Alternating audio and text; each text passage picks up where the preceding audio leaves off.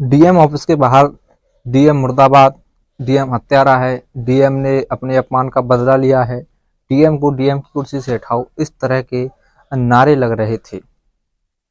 दोस्तों, डीएम के ऑफिस के बाहर लोगों का इतना जमावड़ा था कि जैसे मानो कोई चुनाव हो रहे हों, मतदान गिर रहे हों।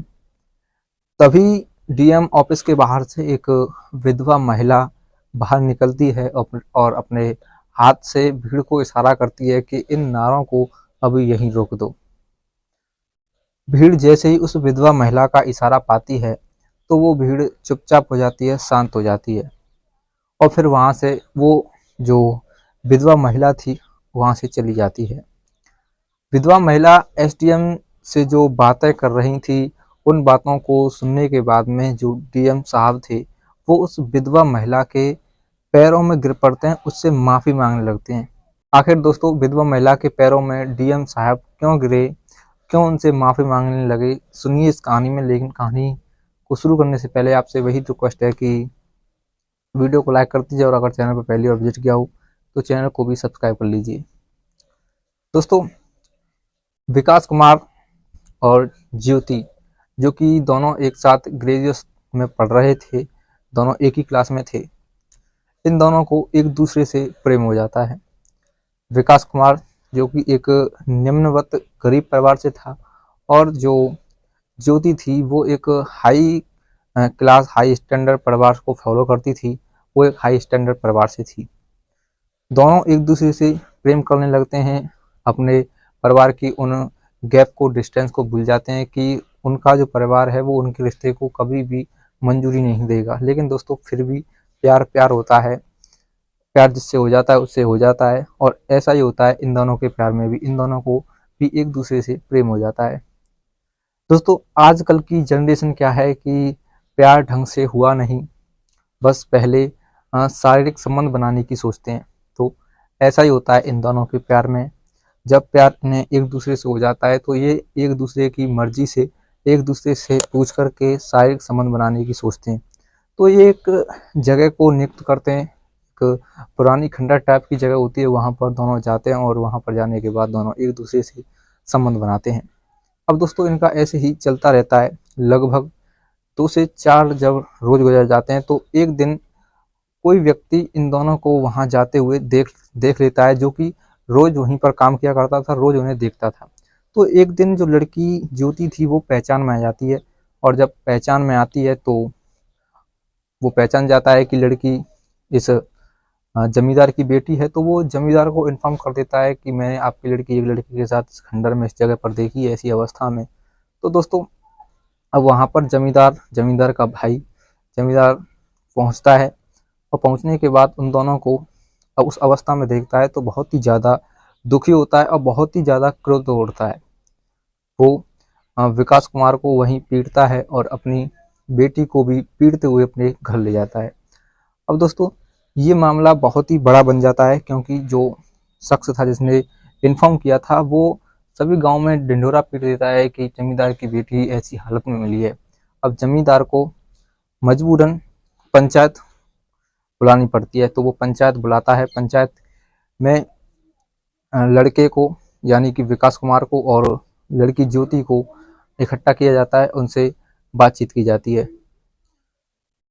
ज्योति से पूछा जाता है, उस पर जोर दिया जाता है कि जो तुमने विकास कुमार से संबंध बनाए वो अपनी स्वेच्छा से, अपनी इच्छा से बनाए, या फिर किसी के बहकावे में आकर, या किसी के द्वारा क्रोध में आकर के तुमने संबंध बनाए। दोस्तों, ज्योति पहले तो थोड़ा खामोश रहती है, और फिर खामोश रहने के बाद में पूरी पंचायत के सामने ये इकरार कर देती है कि उसने जो शारीरिक संबंध बनाए थे वो अपनी इच्छा से नहीं बनाए थे, बल्कि विकास कुमार ने उसके साथ जबरदस्ती से शारीरिक संबंध बनाए। अब ये बात सुनने के बाद में विकास कुमार को इतना जोर के धक्का लगता है, जिसकी उसने कभी कल्पना भी नहीं की थी कि एक लड़की जो उसे जान से ज़्यादा प्यार करती थी वो उसे इस कदर धोखा दे सकती है। क्योंकि दोस्तों, उसका एक झूठ उसके सारे करियर को ख़त्म कर सकता था। जब विकास कुमार ने ये बात सुनी तो वो दंग रह गया। फिर विकास कुमार ने पंचायत के सामने कहा कि चलो ठीक है, मैं मानता हूँ कि मैंने अपनी इच्छा से शारीरिक संबंध बनाए, तो फिर मुझे ये बताइए कि क्या मैं लगातार 4 दिन तक किसी लड़की से अपनी इच्छा से शारीरिक संबंध बना सकता हूँ? कहीं न कहीं ज्योति का भी इसमें हाथ है। फिर ज्योति से पूछा गया, ज्योति जो विकास कह रहा है क्या वो सही है? ज्योति फिर भी दोस्तों इनकार कर देती है कि उसने अपनी मर्जी से शारीरिक संबंध नहीं बनाए।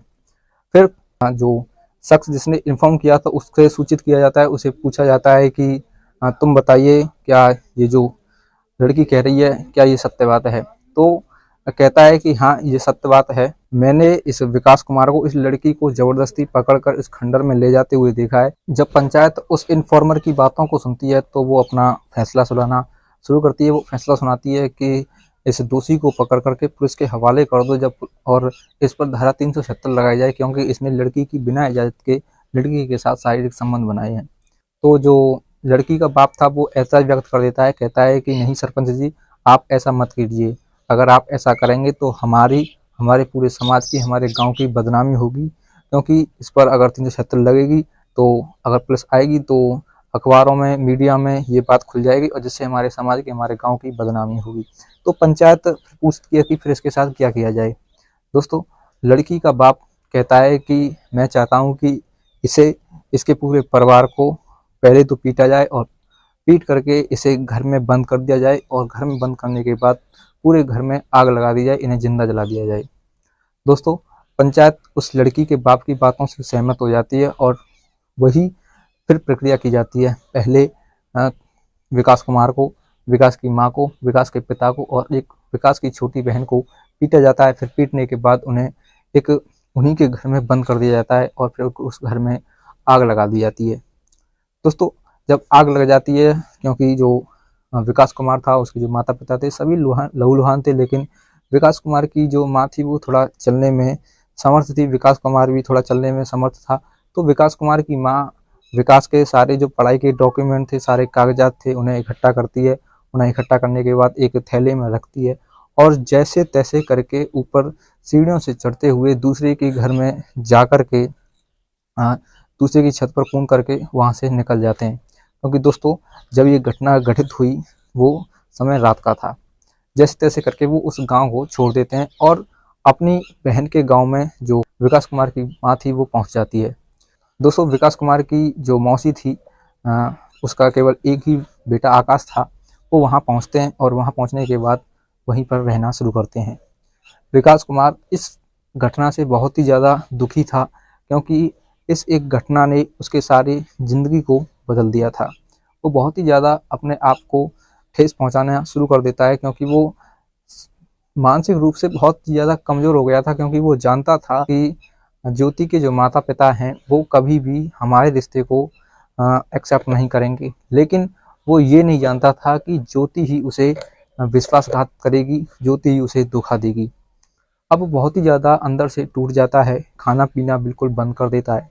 तो एक दिन उसकी माँ समझाती है कि बेटा खाना पीना बंद करने से क्या हासिल कर लोगे तुम? केवल और केवल तुम केवल यही हासिल कर सकते हो कि तुम अपने मानसिक स्थिति को और भी ज़्यादा बिगाड़ लोगे, अपने शारीरिक स्वास्थ्य को भी खराब कर लोगे। इससे अधिक तुम कुछ भी नहीं कर सकते हो। अब माँ की बातों को सुनने के बाद उसे थोड़ा रियलाइज होता है कि जो माँ कह रही है वो सही कह रही है। तो फिर माँ उसे एक और बात समझाती है कि बेटा जिसकी वजह से आज तुम इस जगह पर हो, जिसकी वजह से आज हमारी ऐसी दयनीय स्थिति हुई है, तुम इसे भुलाओ मत, बल्कि तुम उससे बदला लेने की सोचो कि तुम उससे पढ़ लिख करके किस तरह से बदला ले सकते हो। तो ये बात सुनने के बाद में विकास कुमार को अब एहसास हो जाता है कि जो माँ कह रही है वो सत्य बात कह रही है और मुझे कुछ ना कुछ करना चाहिए। तो दोस्तों इसके बाद में विकास कुमार अपनी पढ़ाई को शुरू करता है। दोस्तों विकास कुमार ने अपनी जो डिग्री थी वो हासिल कर ली थी। अब वो अपनी यूपीएससी की तैयारियों में जुट जाता है। दिन भर वो ई रिक्शा चलाता और दिन भर ई रिक्शा चलाने के बाद में रात में पढ़ाई करता। दोस्तों उसका ऐसे ही चलता रहता है। लगभग 15 महीने गुजर जाते हैं और 15 महीने गुजरने के बाद में जो उसने सपना देखा था कि वो यूपीएससी के पेपर को क्रैक करके एक आईएएस अधिकारी बन सकता है, तो वो उस सपने को साकार कर लेता है और एक आईएएस अधिकारी, एक डीएम बन जाता है। जब डीएम बनता है तो उसकी पहली ट्रेनिंग के बाद जो पहली पोस्टिंग होती है वो उसी जिले में होती है जिस जिले में वो पहले रहा करता था, जिस जिले में उसकी जो मासूका ज्योति थी वो रहा करती थी। विकास कुमार के साथ में जब ये घटना घटित हुई थी तो उसके 1 महीने के बाद ही ज्योति की शादी उसी जिले के एक थाने के एसएचओ के साथ में कर दी जाती है। दोस्तों, जब डीएम बनकर के 15 महीने बाद लौटा तो लौटने के बाद में उसने उसी जिले के एक एमएलए की बेटी से शादी कर ली। अब शादी करने के बाद में विकास कुमार और ज़्यादा पावरफुल हो जाता है, उसके हाथों में और ज़्यादा पावर आ जाती है क्योंकि वो अब एक एमएलए का दामाद हो जाता है। अब वो पावरफुल होने के बाद में अपना बदला लेना शुरू कर देता है। सबसे पहले वो जो अपनी मासूका थी उसके बाप के सारे बिजनेस को, सारे धंधों को चौपट कर देता है, उन पर ताला लगा देता है, उसकी सभी कंपनियों को, सभी फैक्ट्रियों को सीज कर देता है। अब दोस्तों, धीरे धीरे ऐसे ही समय गुजरता है। अब जो मासूका का बाप था उसे ये एहसास हो जाता है कि जो डीएम लौटा है वो अपना बदला लेने के लिए लौटा है, तो फिर वो डीएम साहब पर हमला करा देता है। जब डीएम साहब पर हमला होता है तो दोस्तों, हमले में डीएम साहब की जान बच जाती है। अब ये बात टीवी पर, समाचार पत्रों में प्रकाश हो जाती है कि डीएम साहब पर हमला कराया गया है। अब इस बात की छानबीन उसी जिले के एसपी को सौंप दी जाती है कि तुम इस बात की रिपोर्ट तैयार करो, इस बात की छानबीन करो कि आखिर डीएम साहब पर किसने हमला करवाया है। तो फिर एसपी साहब डीएम साहब पर हुए हमले की पूरी रिपोर्ट करने की पूरी जांच पड़ताल में जुड़ जाते हैं।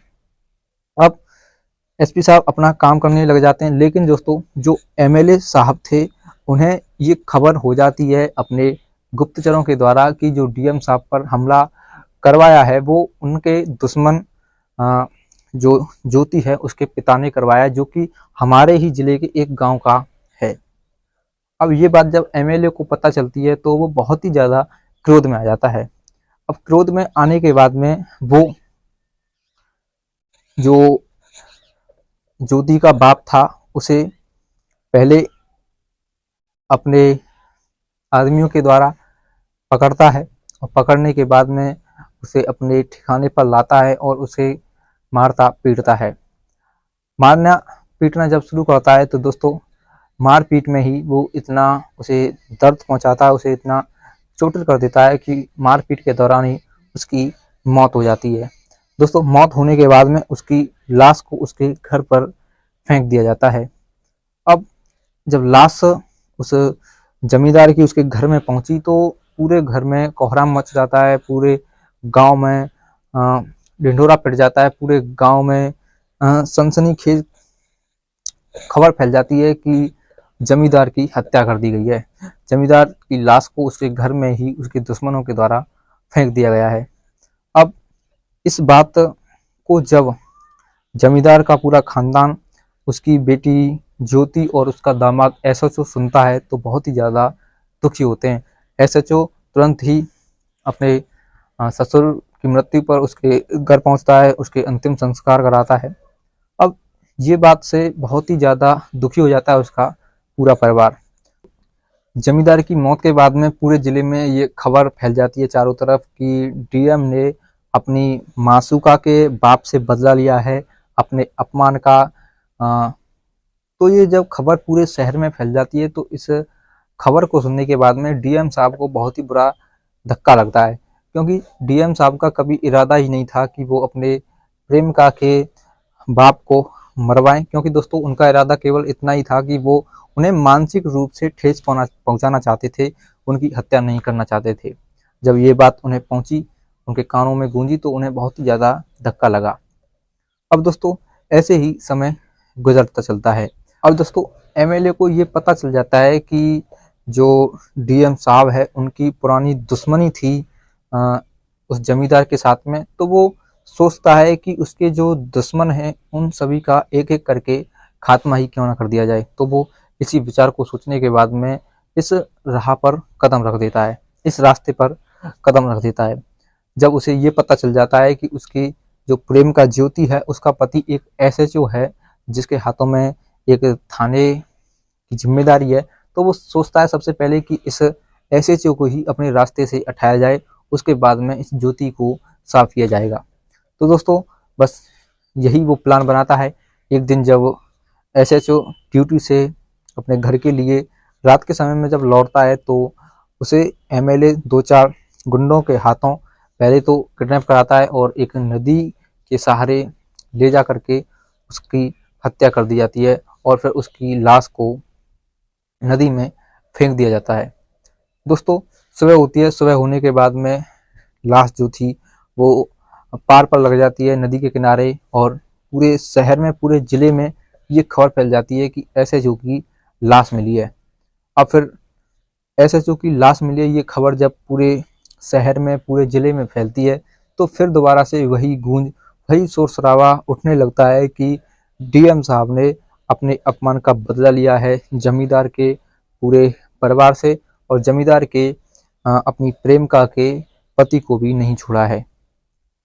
दोस्तों लाश के पास में ज्योति पहुंचती है और लाश को फिर पोस्टमार्टम होता है। दोस्तों पोस्टमार्टम से पता चलता है कि जो हत्या की गई है, जो लाश मिली है, उसकी हत्या गला घोंट कर की गई है। अब जो ज्योति कुमारी थी वो बहुत ही ज़्यादा रोने लगती है, अत्यधिक दुखी हो जाती है, लेकिन दोस्तों करती भी क्या। अब अगला दिन होता है, पूरे शहर में, पूरे जिले में लोग जनसभाएं निकालते हैं, लोग इकट्ठा होते हैं, भीड़ इकट्ठी हो जाती है। सभी लोगों के हाथ में पोस्टर होते हैं जिन पर लिखा होता है कि डीएम गद्दार है, डीएम डीएम नहीं है और जो डीएम जो है वो अपना बदला लेने के लिए आया। इस तरह के पोस्टर थे लोगों के हाथ में।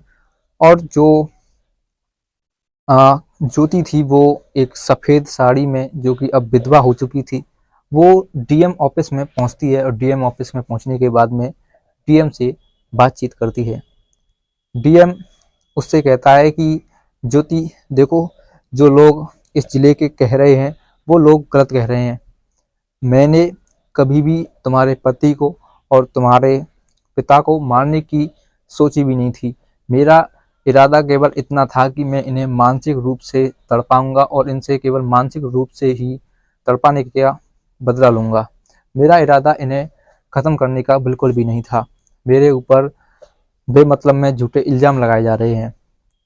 दोस्तों इस बात को सुनने के बाद में ज्योति कहती है कि आपने अपना बदला जो लेना था वो ले लिया, अब आगे मेरा बदला देखना मैं कि किस तरह से तुमसे बदला लूंगी। दोस्तों डीएम साहब उससे हाथ जोड़ते हैं कि मेरे ऊपर झूठे एलिगेशंस लगाए जा रहे हैं, मैं निर्दोष हूँ, मैंने ऐसा कुछ भी नहीं किया है। दोस्तों वार्निंग देते हुए जो विधवा थी ज्योति इस समय ऑफिस से बाहर निकलती है और ऑफिस से बाहर निकलने के बाद जो जनता बाहर खड़ी थी, जो भीड़ खड़ी थी, उससे हाथ का इशारा करती है और उससे कहती है कि इन नारों को बंद कर दो। दोस्तों उस विधवा स्त्री का इशारा पाते ही जो भीड़ थी वो शांत हो जाती है और फिर एक एक करके वहाँ से निकल जाते हैं। ज्योति डीएम के ऑफिस में ही डीएम को धमकी दे आती है कि तुमने जो करना था वो कर लिया, अब जो मैं करूँगी उसे तुम देखना। दोस्तों कहानी में बस इतना ही। अगर आपको इस कहानी का पार्ट 2 चाहिए तो कमेंट में कीजिए। अगर आपको ये कहानी अच्छी लगी हो तो कमेंट में कुछ लिखिए।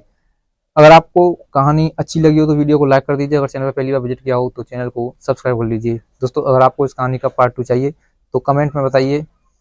मिलता हूँ ऐसी ही अगली किसी कहानी के साथ, तब तक के लिए जय हिंद, जय भारत।